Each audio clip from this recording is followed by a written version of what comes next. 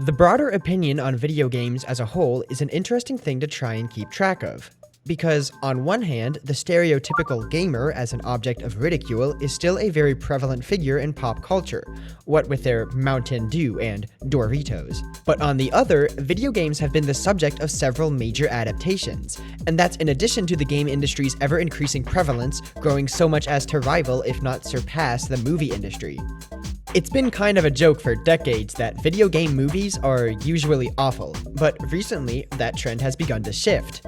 Now, much like how many books have incredibly well-known film adaptations, video games have become massively relevant in the movie world, with adaptations like the Sonic the Hedgehog franchise, the Mario movie, Pixels, Pac-Man's a bad guy? Ready Player One. But in the same way that books inspire film adaptations, so have they inspired other works of literature. You may be aware that the Twilight books inspired the generously attributed romance novel 50 Shades of Grey. Or how about how Hunger Games almost single-handedly inspired an entire subgenre of YA dystopian literature. But this inspirational trend often manifests in a much more literal way, with certain public domain characters being reused by modern authors. The League of Extraordinary Gentlemen is an almost Avengers-like team-up story involving classic characters like Captain Nemo, Dr. Jekyll, and the Invisible Man.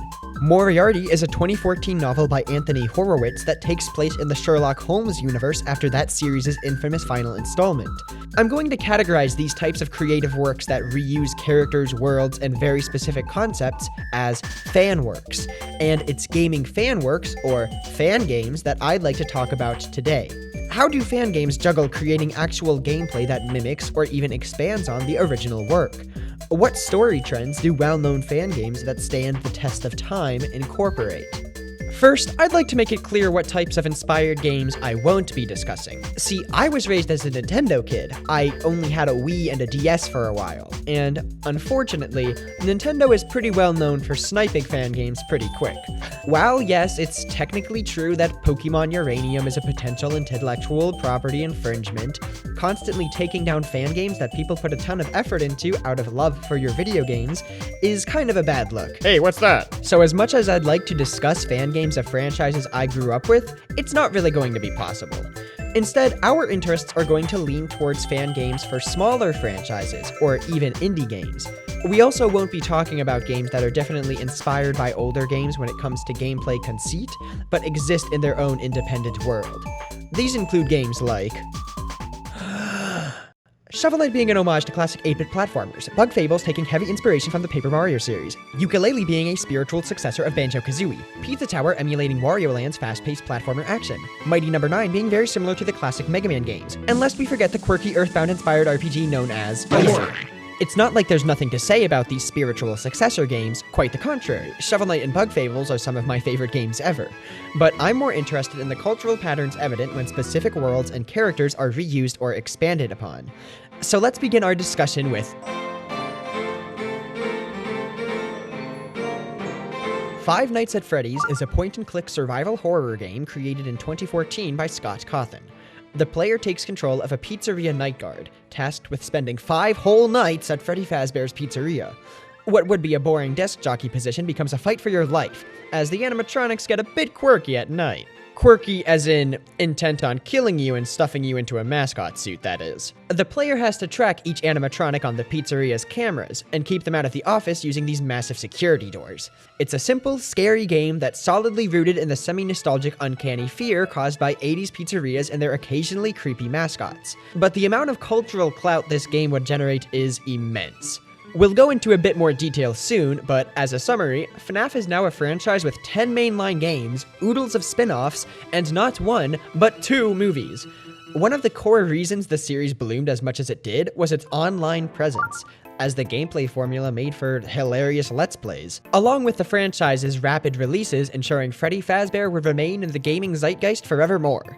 Of course, we're here to talk about fan games, and FNAF has quite a few notable ones. The game's simplicity was incredibly iterable, a pattern easily examined if you look at the mainline sequels. In Five Nights at Freddy's 2, for instance, the gameplay is mostly the same, but instead of shutting security doors to ward off animatronics, the player must wear a Freddy mask to fool them or ward them off with their flashlight. Additionally, instead of stalking the corridors, many animatronics will crawl towards you through the vents. This same gameplay design strategy of adjusting the way you prevent animatronics from killing you, as well as how to keep track of them, is repeated in most early FNAF fan games, like the one I'd like to dissect, Five Nights at Candy's. Five Nights at Candy's is a point-and-click survival horror game created in 2015 by Emil Mako. It was originally released shortly before the main franchise's 4th installment. Yeah, early fan game, by the way. FNAC is very similar to FNAF, though instead of a pizzeria, this night guard works at Candy's Burgers and Fries, an in-universe rival to Freddy's Pizzeria. The gameplay is also near identical, with two main differences, those being the camera's night vision mode and the animatronic's eyes. But don't just take it from me. Now, reporting live from the scene is me, again, actually playing the video game. Oh boy.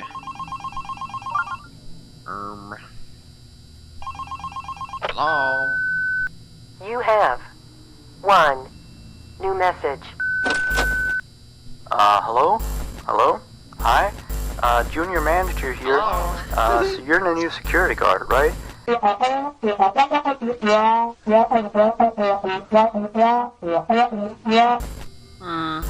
we got these two guys chilling.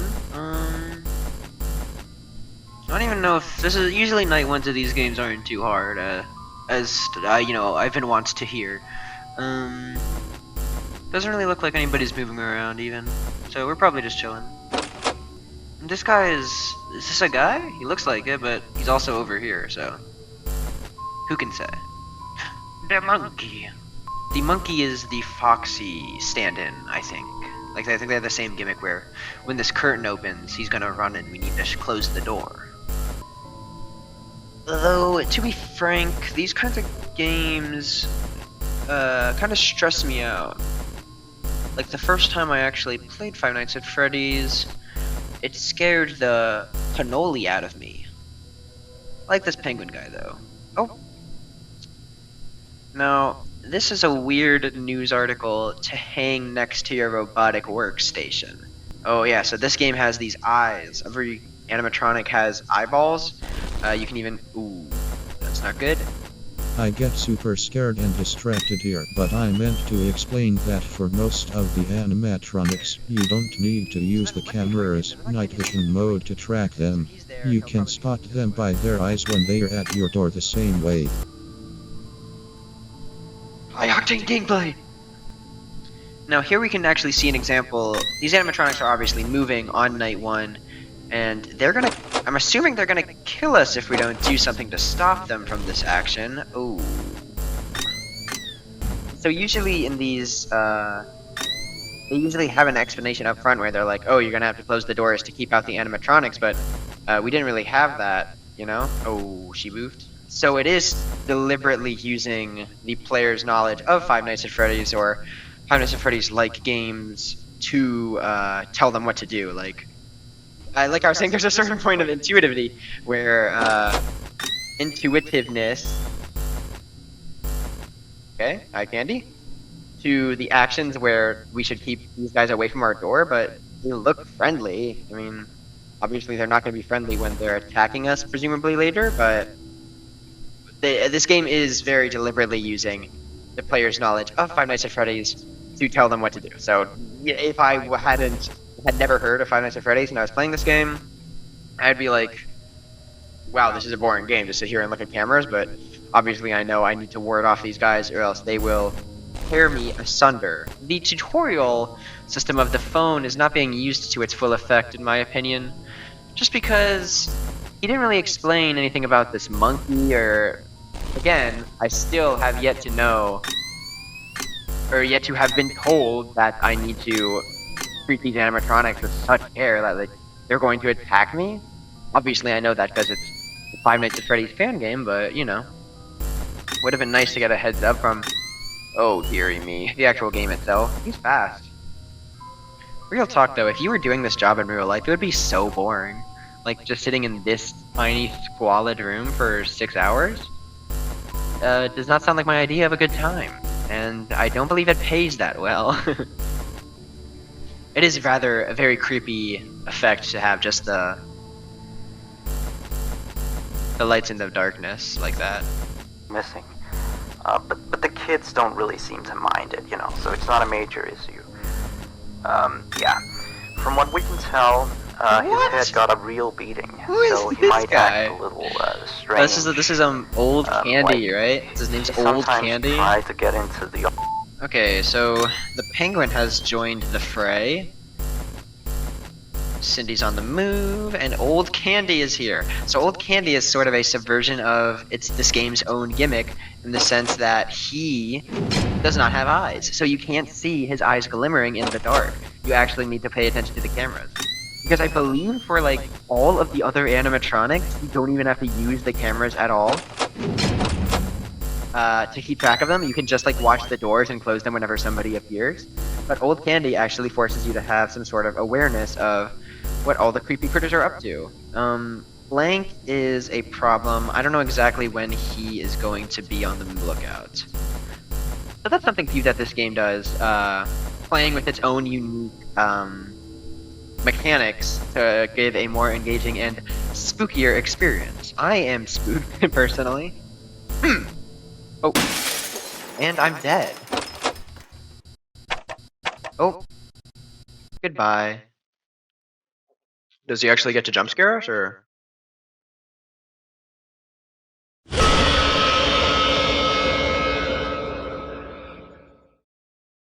That was the scariest thing that's ever happened to me.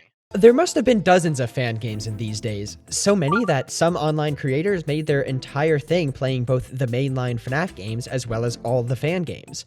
Many games in the niche subgenre of animatronic-themed survival horror would be mostly the same, but just different enough to feel fresh every time.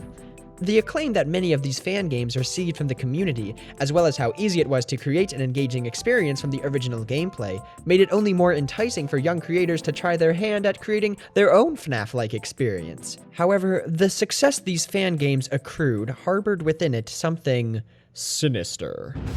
Remember when I said something earlier to the effect that FNAF's appeal is, at least somewhat rooted in the semi-nostalgic, uncanny fear caused by 80s pizzerias and their occasionally creepy mascots? Well, I have the sneaking suspicion that this franchise's, and its fan games, massive success, paired with its simple gameplay and marketable characters, hatched a couple of ideas for game designers down the road.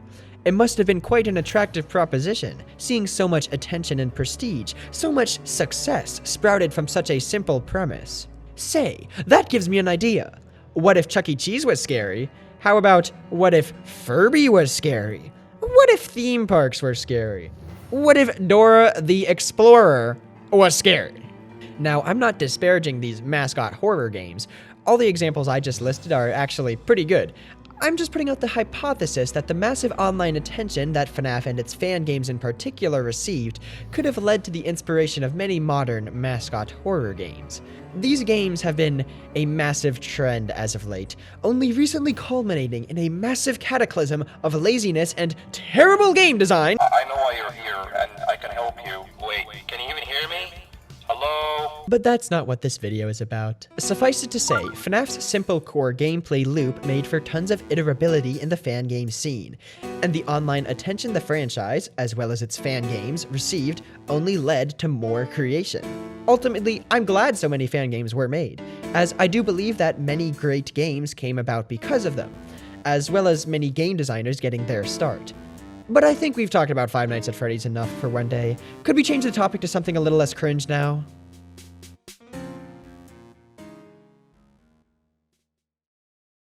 Danganronpa. Danganronpa is a 2010 visual novel adventure game developed by Spike. The game centers around Hope's Peak Academy, where the best and brightest in all of Japan attend high school. That is, those with unique developed talents known as ultimates. You've got the ultimate swimmer, the ultimate baseball star, the ultimate affluent progeny, the ultimate fanfic creator. Not all talents are created equal, evidently, but the important thing is each character is unique in their own way. Their idyllic high school life is cut short, however, as they're trapped inside Hope's Peak Academy by the wicked bear Monokuma, who proclaims that the only way to escape is to kill one of your classmates. Once someone dies, everyone else has to investigate, then convene in a class trial where they discuss who done it. If they catch the bad guy, the murderer is executed. But if they fail, the murderer goes free and everyone else dies.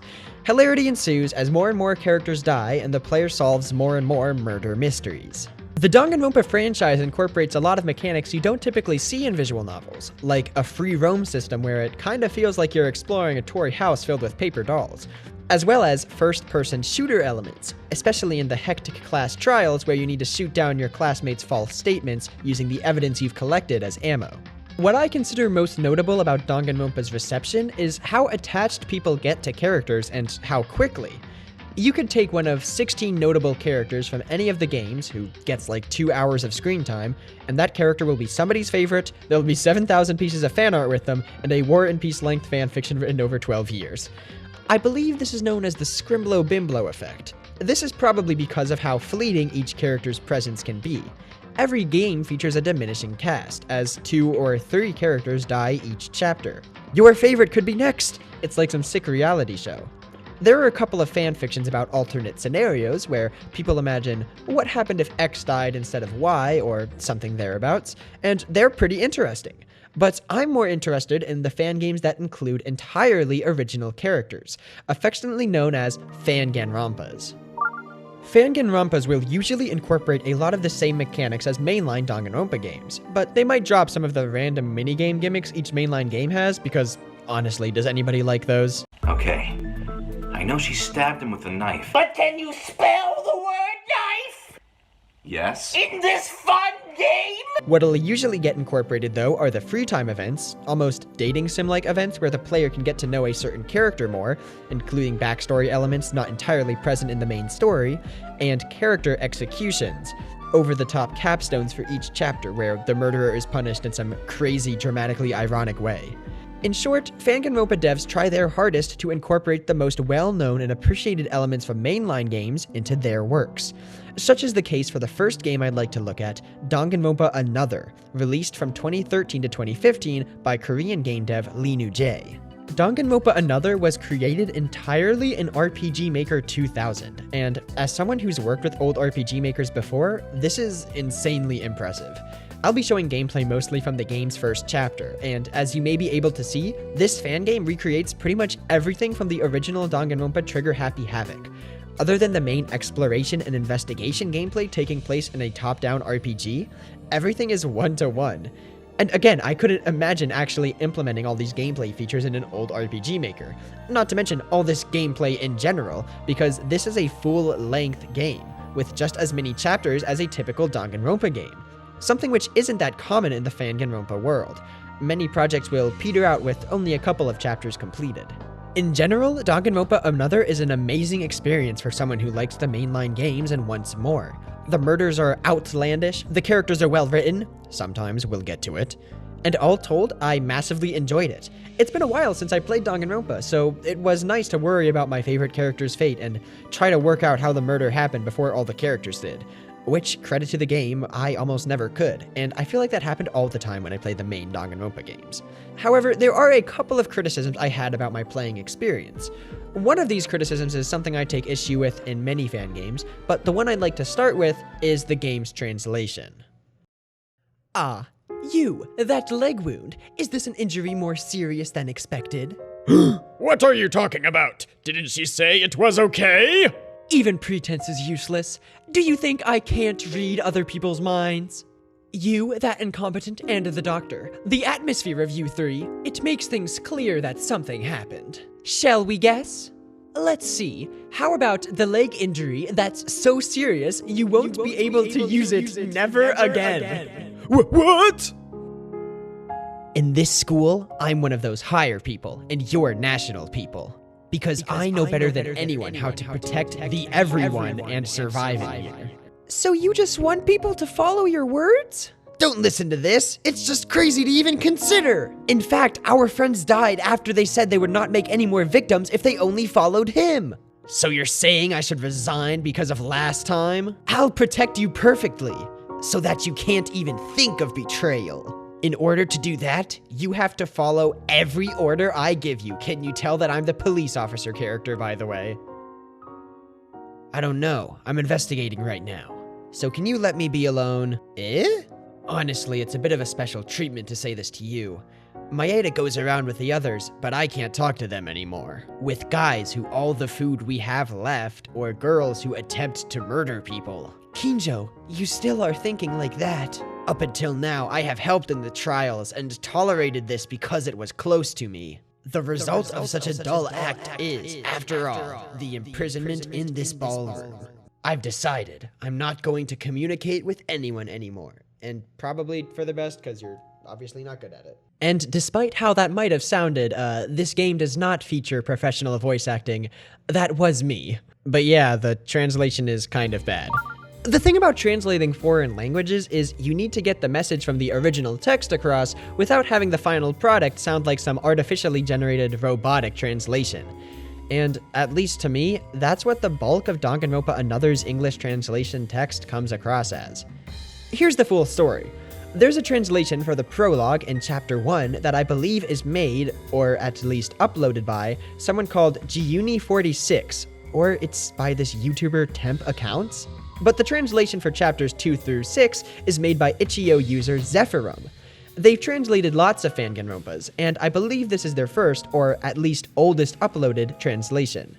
And I do not want to just constantly trash what I can only assume was a translation made for the literal love of the game, but the majority of text just doesn't read as something a person would say, and for a character-focused game like Danganronpa, that's pretty important.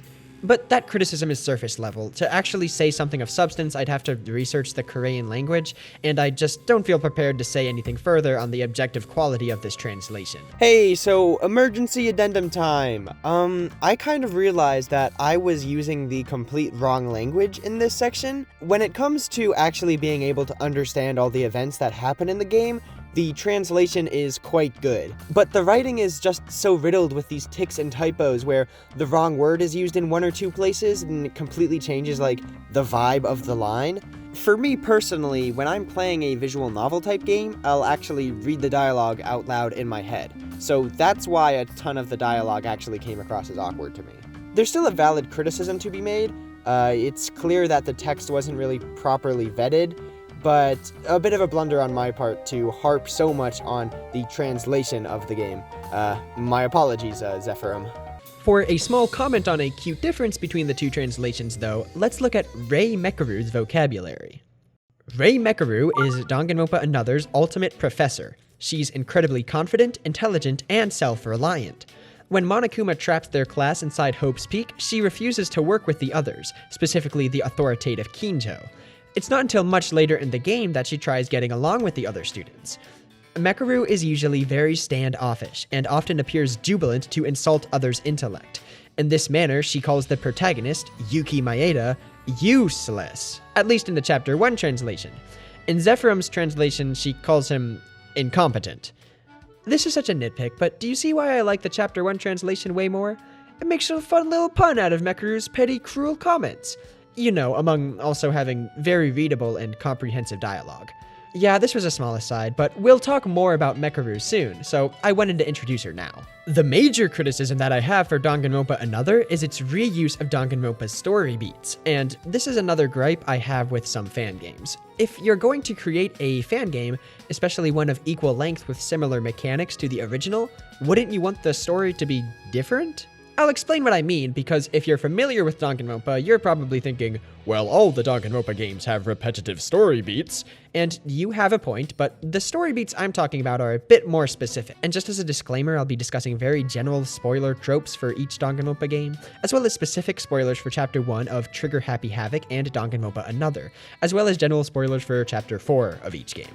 So each of the three mainline Danganronpa games have a couple of tropes that fans have become familiar with. These include important-looking character dies in Chapter 1, double murder in Chapter 3 where the killer goes crazy once they're found out, and who could forget, big twist in the last chapter. Despite how well Danganronpa Another mimics the main series' core gameplay elements, it doesn't fall into each of these patterns perfectly. The first murder is actually comparatively tame when it comes to who dies, compared to the mainline games. But it is something about that first chapter that I'd like to dig into, but I need to discuss the details of the same chapter in Danganronpa Trigger Happy Havoc first. I'll avoid too many details, but to quickly summarize, Sayaka Maizono was killed by Leon Kuwata. By discussing all the case's details, we determined that the killer, after stabbing Sayaka, must have went to the trash room to destroy the evidence, their bloodied shirt. However, the trash room was blocked off by a sturdy gate, but we know the incinerator was used, so how was it turned on? And how did the killer actually get his shirt into the incinerator? Well, Yasuhiro's crystal ball went missing the night of the crime, and we found it shattered next to the incinerator's control panel. Eureka! The killer must have thrown the crystal ball through the gate, hitting the incinerator's on switch, then threw their shirt into the incinerator. But there was only one of us capable of performing such a throw. It was Leon Kuwata, the ultimate baseball star.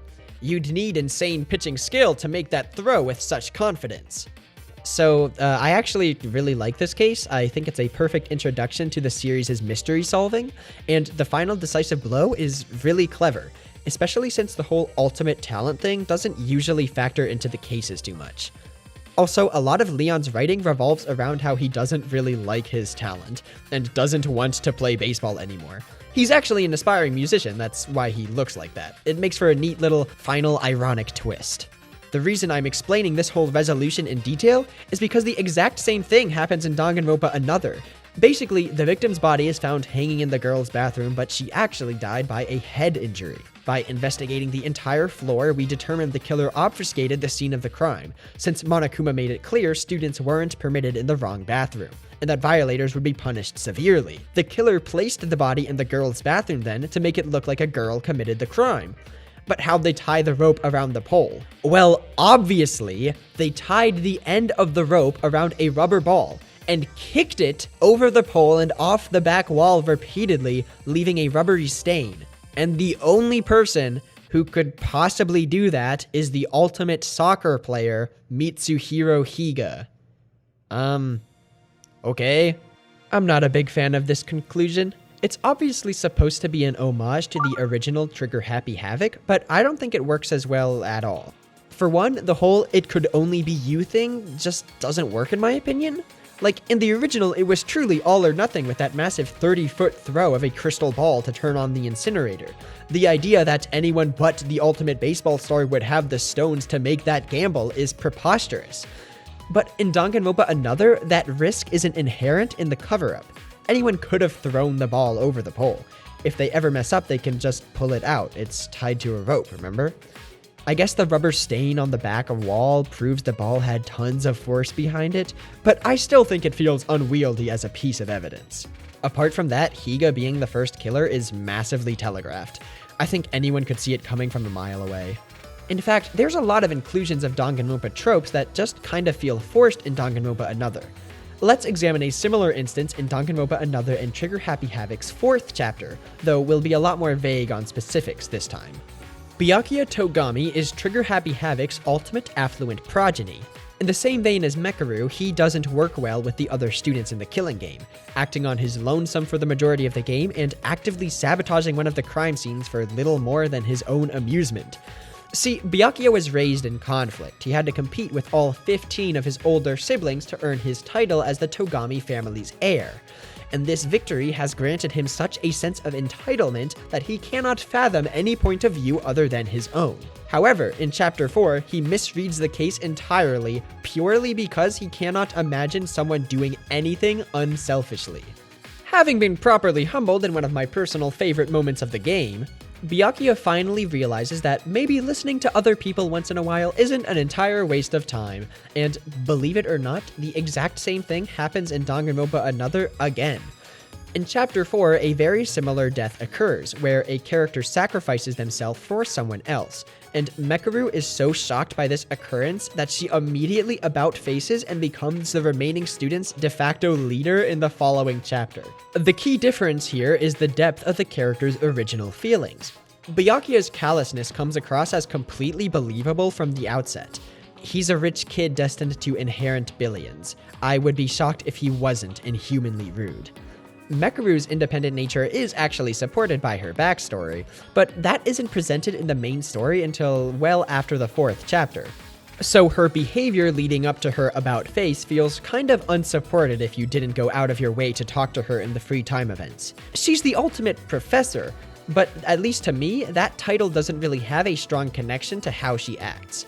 Maybe Linu J just had a mean professor that traumatized them. Mekaru's whole arc just kind of feels like going through the motions.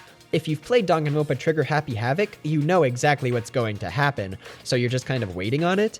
And if you haven't played Trigger Happy Havoc, her arc just feels unsupported. Do you see what I mean about these tropes from the original feeling forced in the fan game? This was kind of the case in Five Nights at Candy's as well. I thought the gameplay relied too much on the player already being familiar with Five Nights at Freddy's. Although to review a fan game separately from the context of the original is kind of unorthodox and isn't the main focus of this video. But before we wrap up our discussion of Fanganronpas, I did want to introduce another that I think does not have this problem, and that is Project Eden's Garden.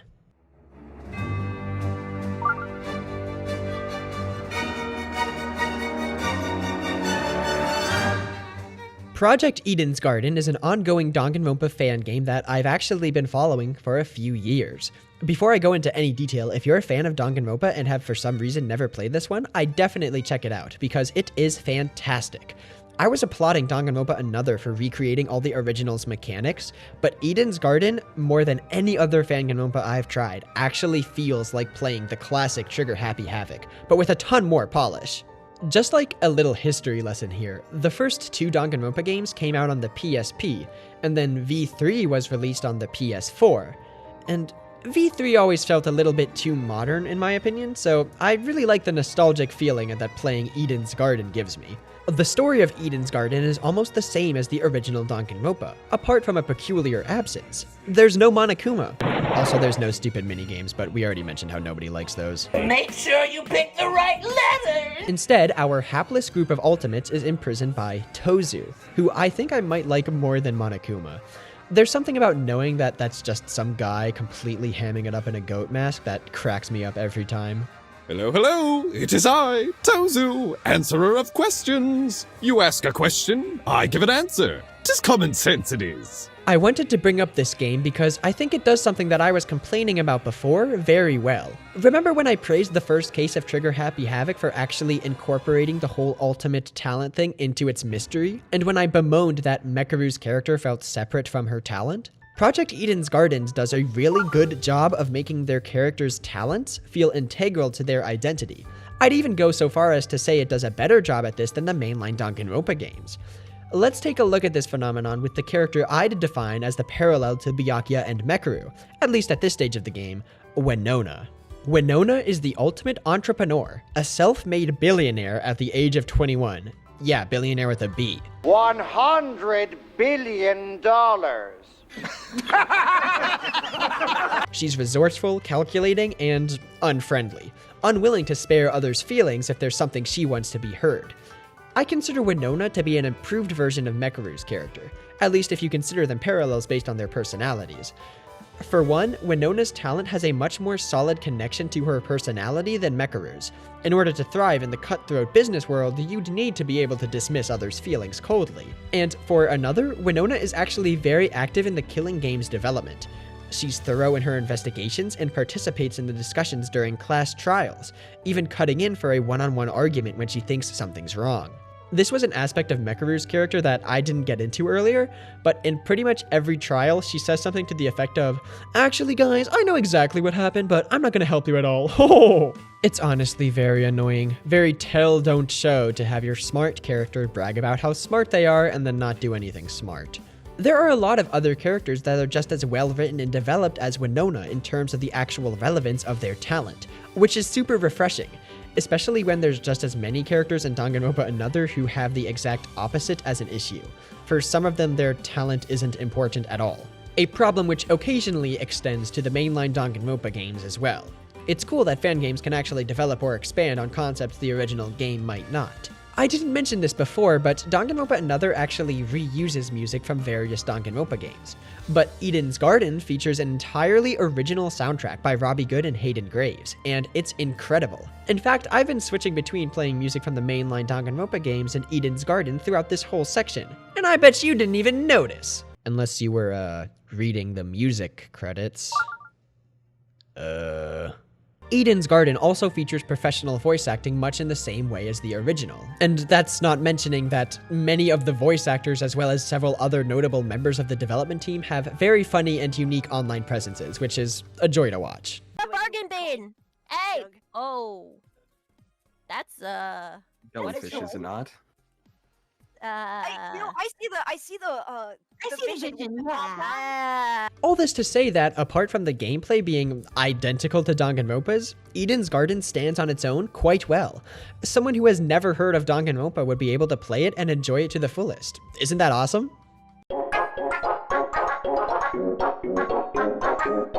Finally, we get to talk about a good game. Undertale is a 2015 RPG developed by Toby Fox with sprite work by Temmie Chang.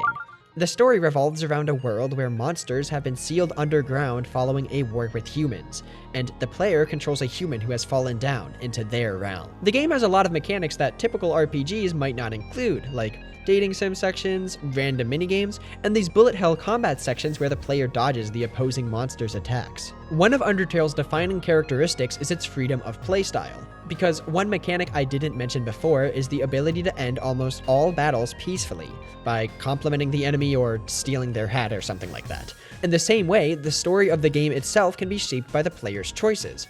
Will you make friends with everyone, or kill whoever gets in your way? Undertale was seen as a massive innovation, in large part due to its deviations and subversions of typical RPG tropes, even though similar iterations have appeared in the genre before. But thanks to its unique characters, zany humor, and genuine soul, Undertale exploded into popularity, becoming one of the most popular indie games ever made. And yeah, it's great. There are things in this world that you cannot control. Which way the wind blows stops. And as for me, I cannot get as excited for Undertale as I can for Five Nights at Freddy's and Danganronpa. But that's just because I was late to the party.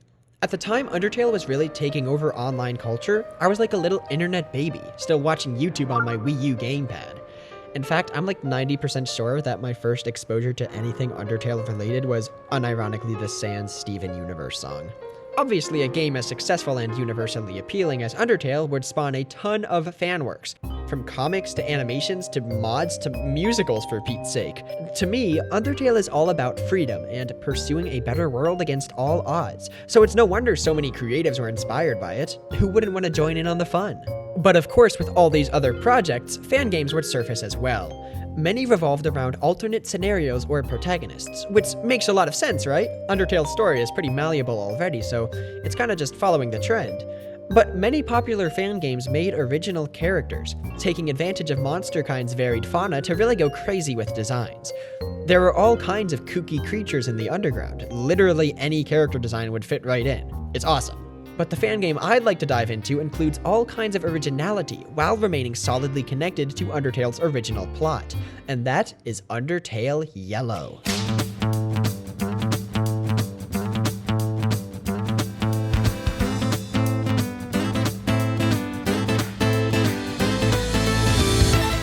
This is another instance of a fan game that I consider a must-play for fans of the original.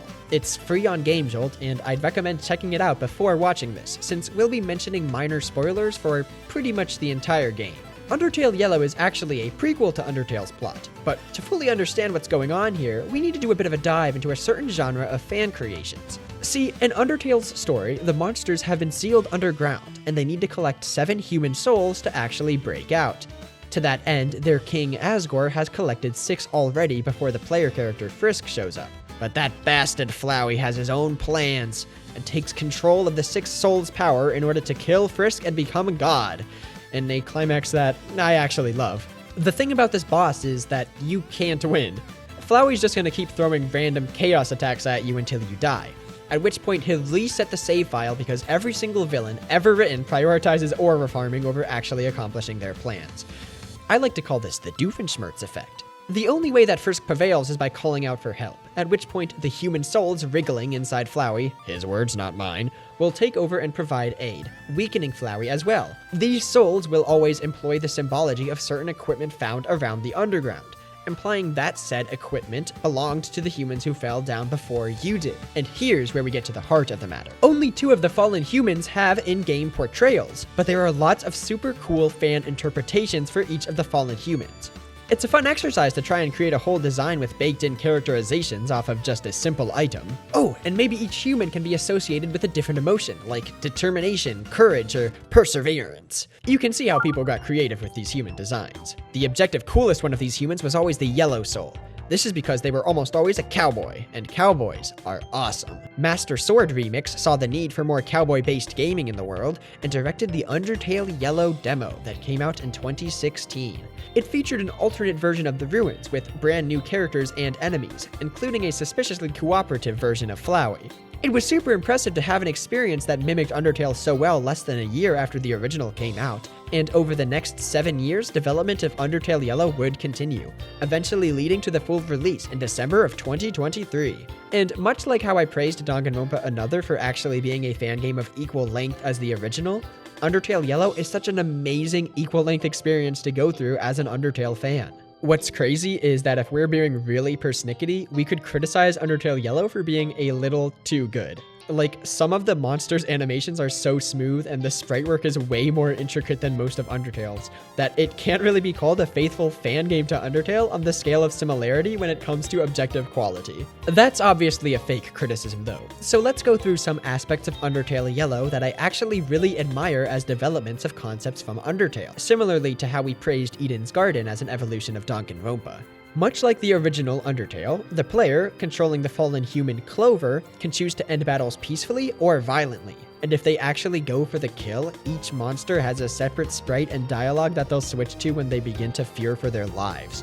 It's such a brutal twist of the knife, as if the player wouldn't feel bad enough gunning down innocent people anyway. There's a couple of unique soul gimmicks Yellow has as well, and they don't just reuse the ones from Undertale.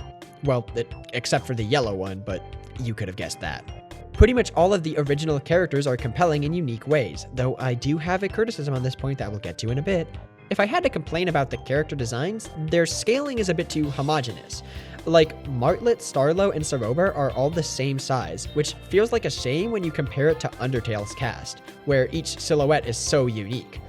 The story is interesting too. Yellow actually uses the world's soul lore to create dramatic moments with its characters, and expands on certain concepts from the original in unexpected ways. Honestly, I really admire Undertale Yellow for how much of a departure it is from the original Undertale. It would have been so easy to make an Undertale prequel and been like, look, it's Baby Sans and little Alphys. But Yellow makes it clear that while this is a prequel in the same world as Undertale, they do not need to rely on the characters and areas you are familiar with to deliver a satisfying story. And before we start digging into the things I don't like about Yellow as a fan game, I want to reiterate one final time how wonderful it is to actually play it. Because it may seem like I hate this game pretty soon, but I promise I don't. For one, I think Yellow tries a bit too hard to introduce quirky characters in the same vein as Undertale's. There are times where it feels very bothersome and repetitive, and I think nothing exemplifies this better than the Shufflers.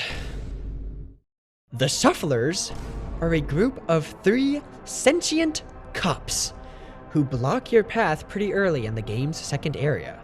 To get past the Shufflers, you need to play a game where you follow a ball underneath a cup and successfully point out where it ends up 3 times.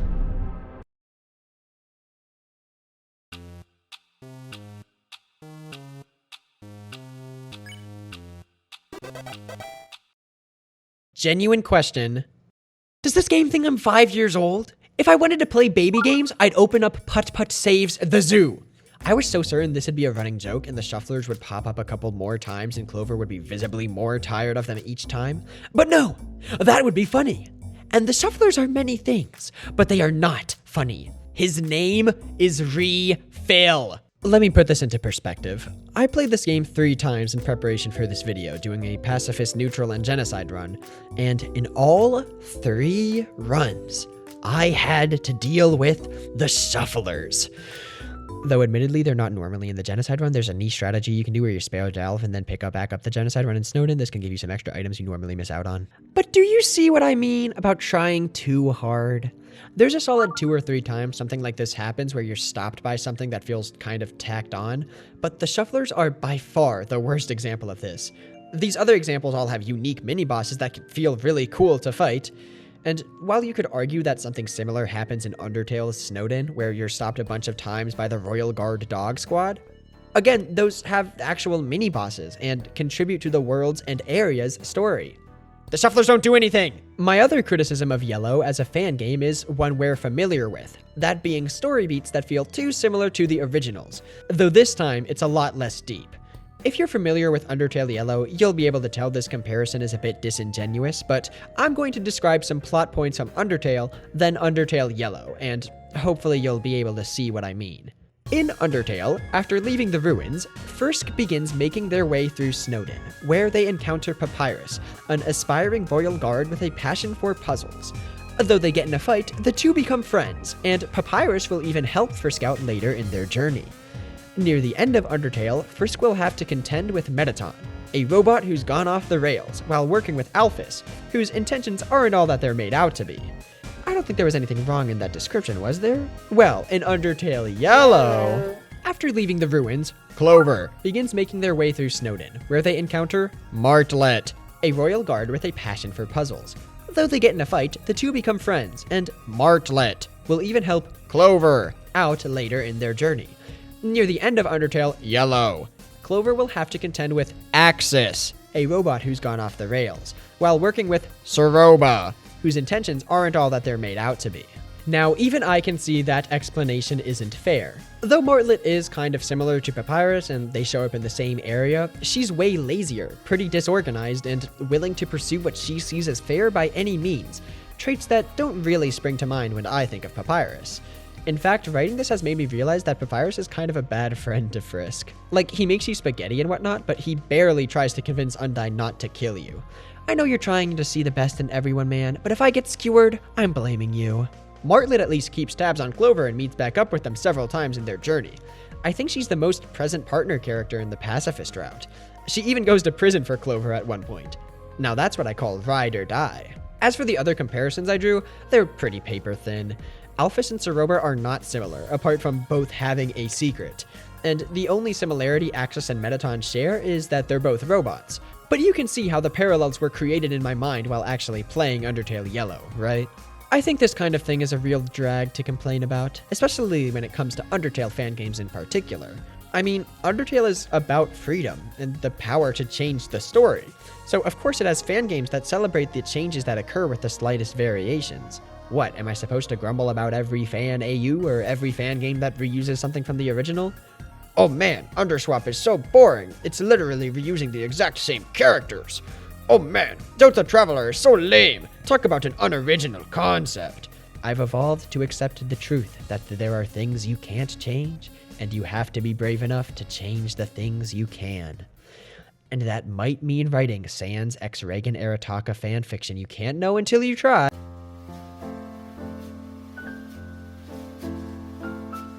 We've certainly had a fun time discussing some great fan games, so how about we try and compile what we've learned into a comprehensive summary? It seems like a no-brainer, but many great fan games will try and mimic the original's gameplay style, or at least mechanics, while employing variants of story beats or tropes from the original. After all, they're fan games, so it makes sense that they celebrate the parts of the games most fans appreciate, while also perhaps cutting the parts of the original that nobody likes. We've complained about issues I have with pretty much every fan game we've discussed, but that doesn't mean that I don't like these fan games, quite the contrary. I, for one, would much rather experience something I can critique for a long time than something I don't have anything to say about. So yeah, if you're really considering making a fan game, don't forget to at least somewhat follow the formula of the original. I mean, it worked for a reason, right? Now forget everything you know, because none of that is true at all. Some of the most memorable fan game experiences I've ever have been with games that have little to nothing to do with the original's formula. Five Nights at Penis is an atrocious kaleidoscope of dead memes. Jack Black, the Octa Guardian, is a bizarre YouTube poop boss battle. And who could forget, well, that's not even a fan game. I think one of the funniest of these wild fan games is definitely Day Shift at Freddy's, an absolutely insane comedy RPG visual novel that I can't get enough of. So I don't think there's actually a foolproof formula for how to make the best fan game possible. They're all about creativity and how you want to express your love for something. So the best fan game is the one you want to make. Well, that was kind of cringe, huh? But you know what? In the spirit of fully embracing my cringe side, here's a parody of Stronger Than You from Steven Universe, from the point of view of Ray Mekaru from Danganronpa Another. Go ahead, kid, it'd be a shame if in this trial I would pin the blame on you. So come on, aren't you gonna clean up your mess? If you don't, I'll call you useless. But incompetents like you never think twice. I think it's obvious, but I'm through with playing nice. So let's go, just me and you. Maeda versus Mekaru. Go ahead and try to beat me if you're able. But it seems you didn't study your times table. Don't you know that I'm the ultimate professor? When it comes to brains, I am the best. Or were you expecting me to show you mercy? This is a debate, we're not rehearsing. I see you're all dressed up, you've got your vest on. But to me, you're just a lab rat to test on. My name is Ray Mekaru from Danganronpa Another. It's a Danganronpa fan game. No, that's all I'm doing.